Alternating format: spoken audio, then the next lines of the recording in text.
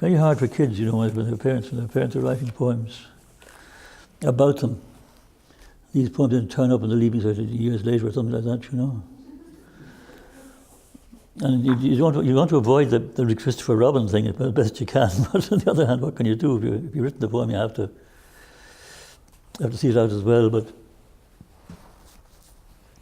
Neil, I must say, he's a drummer, my son, and I think he chose drumming for two reasons. One is because he can do it, and the other one is because his parents can't. So he's a drummer, and he drums, and we don't do that. We write poems. This one is called Death in Venice, Panicale, August 1989. This is the thing I always do, is very, very often I date the poems, right down to sometimes the day and the actual hour of the day they were written. This is to, again, it's this thing I was saying about time, is to try and stop them in time. You know, if you can stop time for a moment, then you can do anything you want to do. Stop the passage of time, then you can make it go slower or quicker as you see fit, as you want it to go in whatever you're doing, in your painting or your music or your poem, or whatever you're going to do. The thing is to get time. Time comes into this in many, many different ways.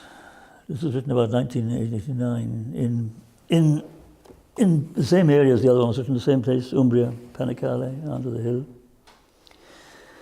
It's also to do with a book that fascinates me and has always fascinated me, which is Death in Venice, Thomas Mann's Death in Venice. An amazing book. And it comes into this.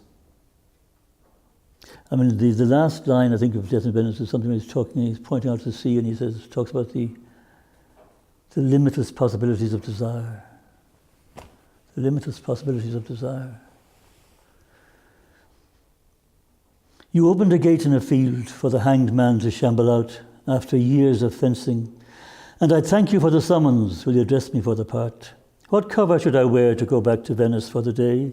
Al fresco on the Lido and the strawberry beds in the open air, long beige woolen scarf, battered felt hat, smart tie and handkerchief, jewellery and scents, von Aschenbach himself descending the stairs to meet the press.